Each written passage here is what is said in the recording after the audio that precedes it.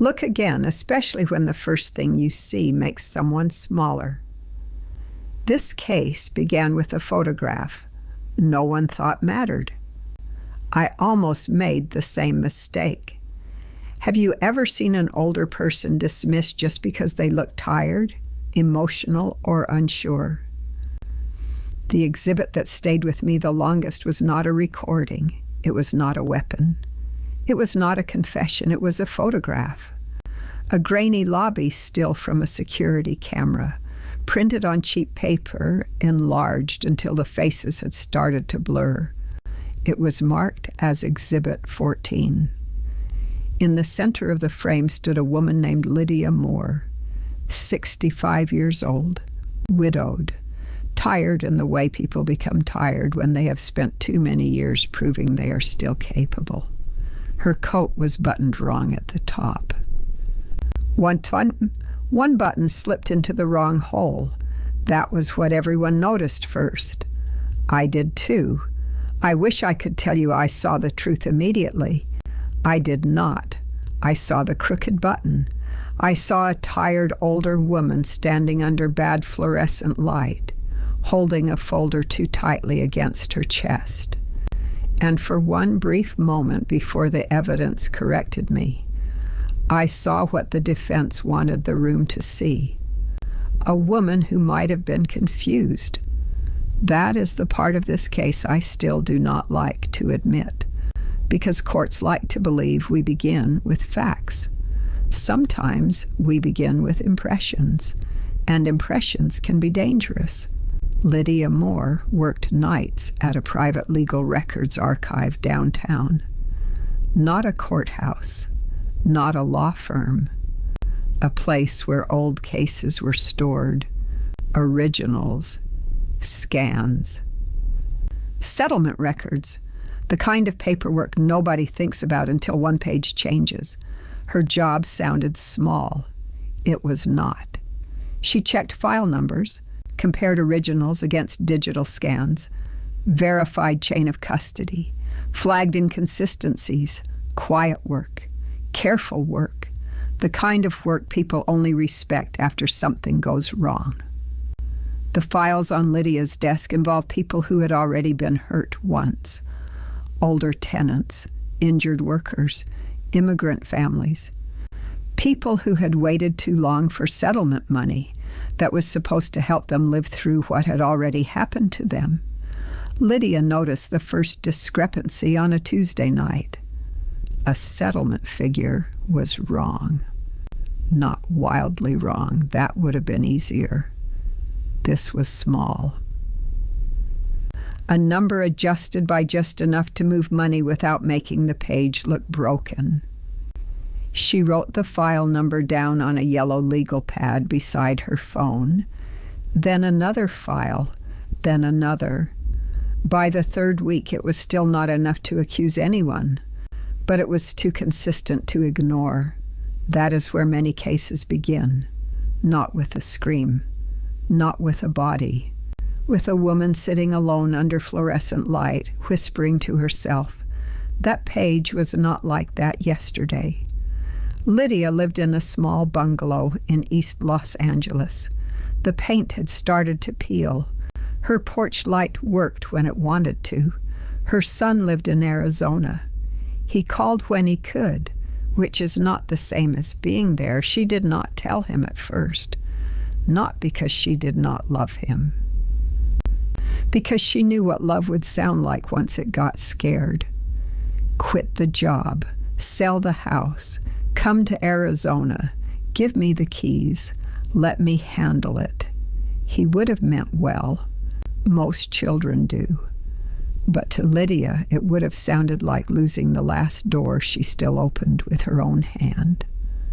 That is one thing people do not understand about older women. They are not always hiding fear because they are stubborn. Sometimes they are hiding it because the moment they say they are afraid, people start making decisions for them. Lydia had been widowed. She had not become a child, so she explained things away.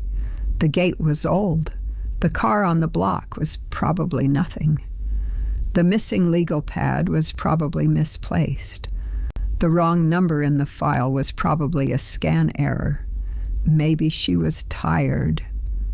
Maybe she was making too much of it. Maybe she told herself, "This is what getting older feels like.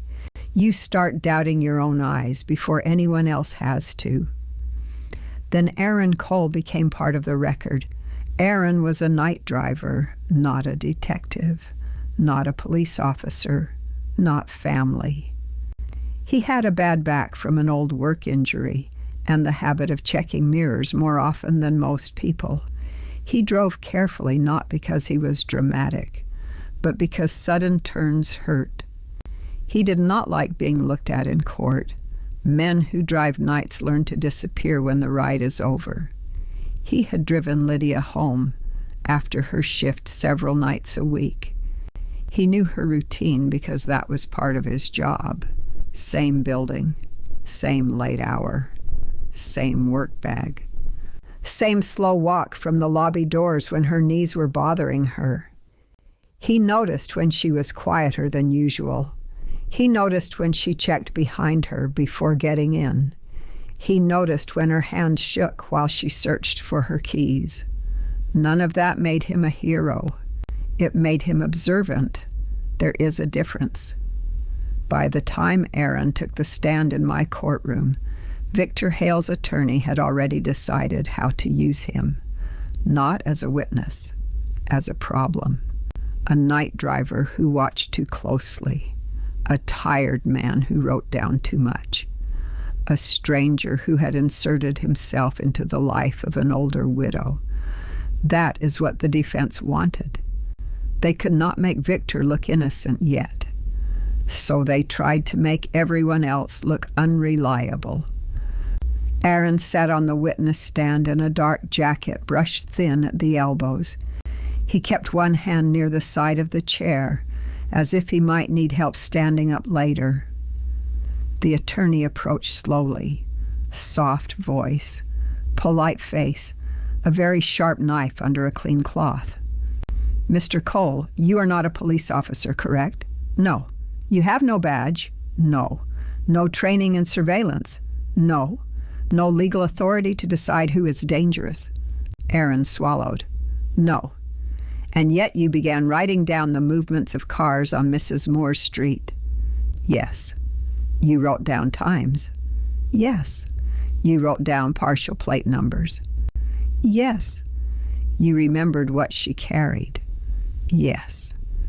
"You remembered what she wore?" Aaron paused. "I remembered when something changed." The attorney smiled just a little. "Isn't it possible, Mr. Cole, that you were not protecting Mrs. Moore at all? Isn't it possible you were watching her more closely than any driver should?" That question did what it was meant to do. The room shifted, not loudly. Courtrooms rarely move loudly. Someone stops writing. Someone looks down.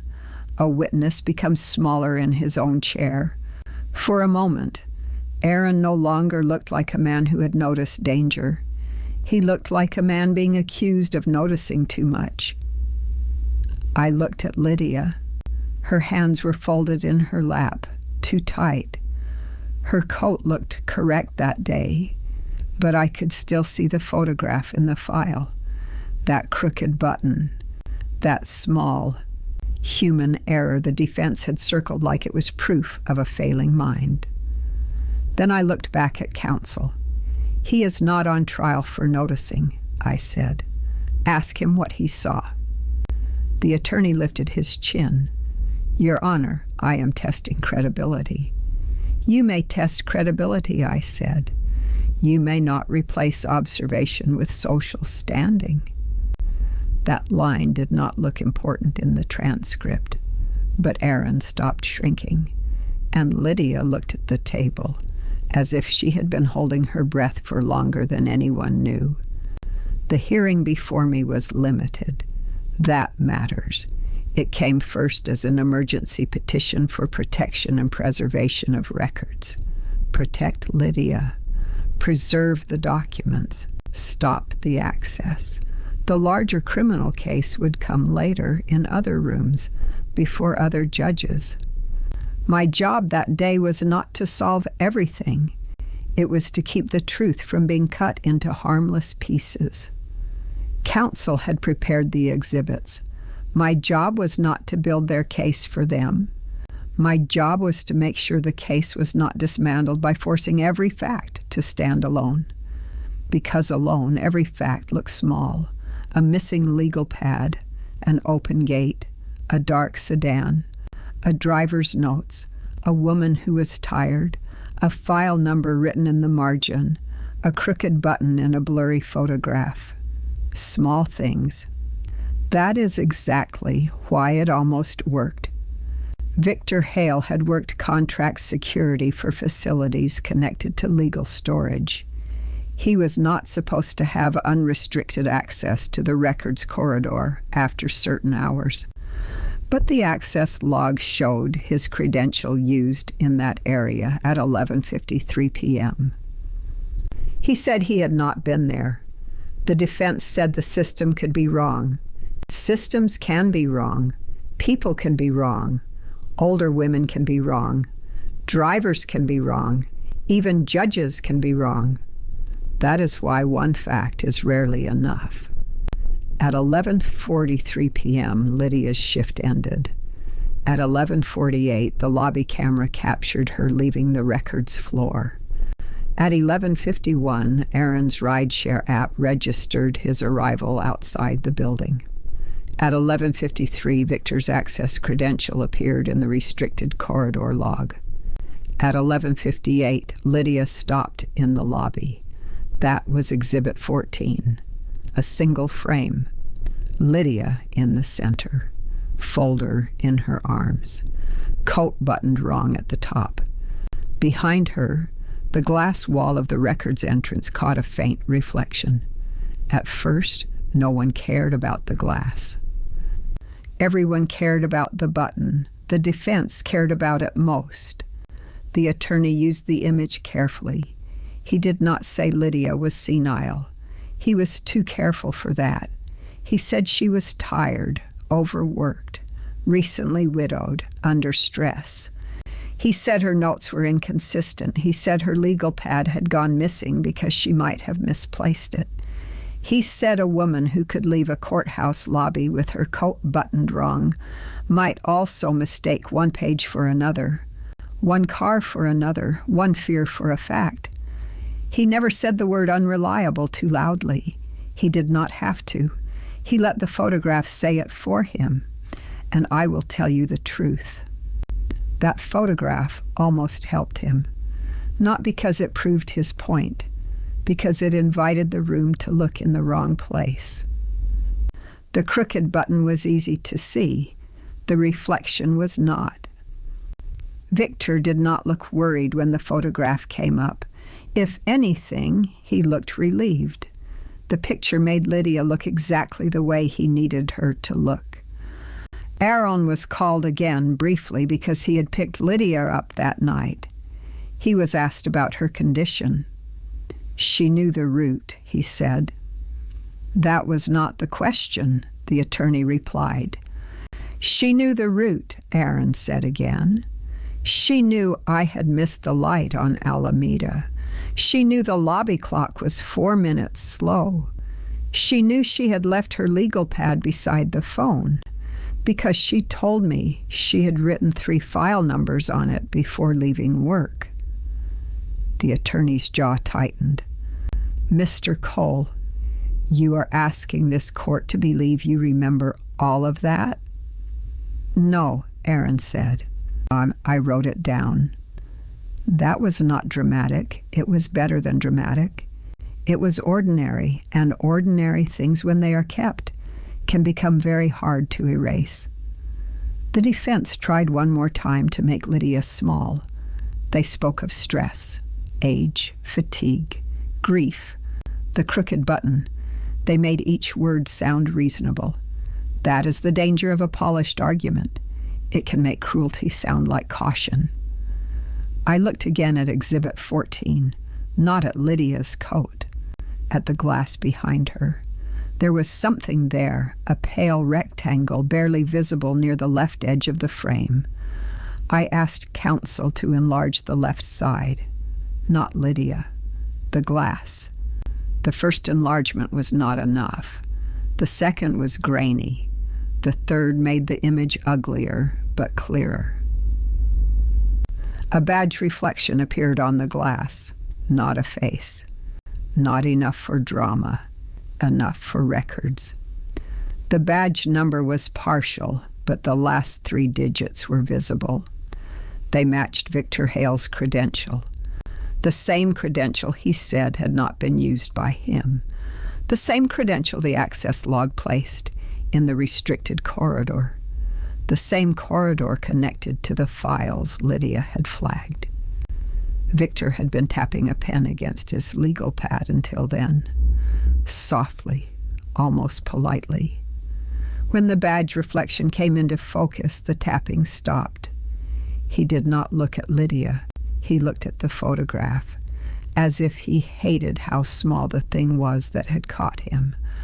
That was the moment the case changed, not because Lydia looked helpless, not because Aaron looked sincere. A courtroom cannot run on sincerity. A sincere person can be wrong. A frightened person can misread a street, a car, a shadow in the rain. If Lydia had brought only fear, I would have had to treat it as fear. If Aaron had brought only concern, I would have had to test it as concern. But they had not brought only fear. They had brought sequence, the access log, the missing legal pad, the ride timestamp, Aaron's notes, the folder in Lydia's arms, the partial badge reflection, the file discrepancies. One detail can be mistaken. A pattern is harder to dismiss. That day, Lydia was no longer a tired older woman with her coat buttoned wrong.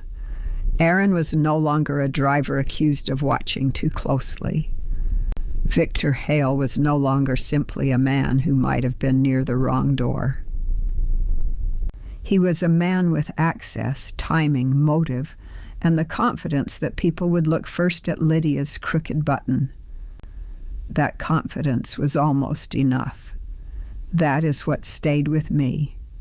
Not that Victor lied. People lie. Not that the defense pressed hard. Attorneys press hard. What stayed with me was how close the room came to accepting the easiest version of Lydia. Old, tired, widowed, confused, a little messy, a little unsure, a little too much trouble. I have seen people destroyed by less than that. My ruling was limited. I granted the protective orders. I ordered preservation of original records, access logs, security footage, visitor entries, internal audit files, and related communications. I ordered that Victor Hale's access credentials to the records facility be suspended pending review. I referred the matter through the proper channels for criminal investigation. I did not sentence him. I did not solve the larger fraud case from the bench. Judges do not do that, no matter what television suggests. The larger case came later. Other rooms, other judges, other filings, other records. Victor's name would eventually be attached to charges I did not preside over: fraud, tampering, intimidation, stalking. But when people ask how cases like that are found, they usually ask the wrong question. They ask, how did no one see it sooner? Most of the time, someone did. A clerk, a driver, a woman working nights who noticed one page did not match another. The real question is not always who saw. It is who was believed soon enough. A few weeks later, I saw Lydia in the hallway outside the clerk's office. No witness stand, no objections, no attorney trying to turn her age into doubt. Just a hallway with fluorescent lights and a vending machine humming too loudly near the wall. Her hair was pinned carefully. Her coat was buttoned correctly that day. too correctly. I noticed because she touched the top button twice while speaking to me, as if she no longer trusted it to stay where she had put it. "Your Honor," she said, "people think those words always create distance. Sometimes they do.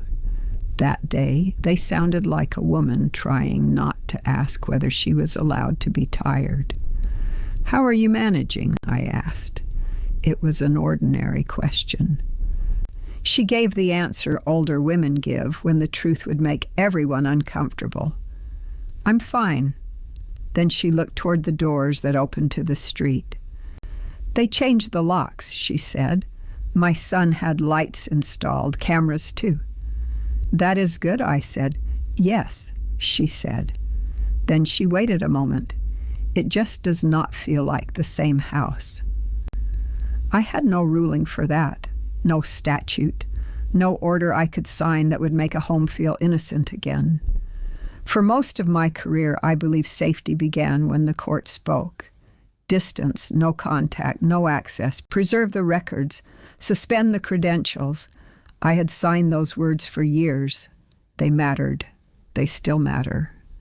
But Lydia made me understand something I had not wanted to understand. I'd mistaken protection for restoration. A judge can order a man to stay away.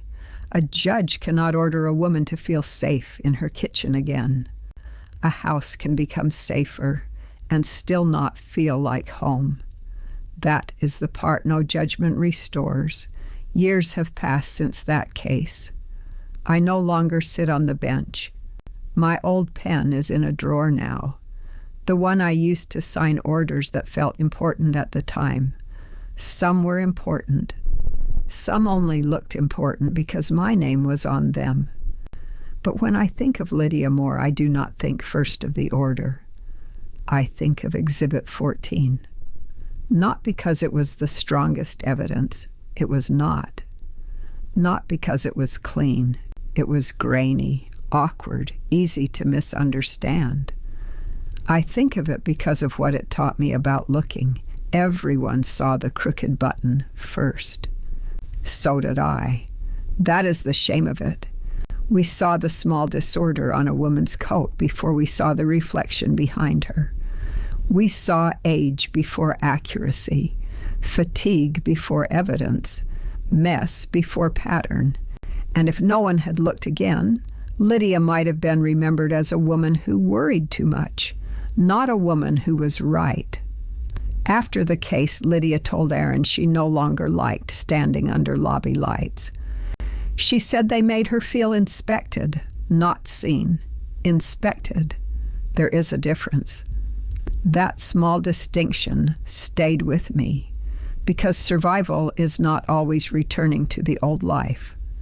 Sometimes survival is locking the same door with a different hand, touching the top button of your coat twice before leaving the house, standing inside a home that is safer now, but not the same, and learning how to live there anyway. That was Exhibit 14, a blurry photograph, a crooked button, a reflection in glass, and one of the quietest warnings I ever received from the bench. Look again, especially when the first thing you see makes someone smaller. If this reminded you of someone who is still trying to be believed, leave the name of your city below. Sometimes knowing another person is listening from somewhere in the world is enough to make the room feel less empty.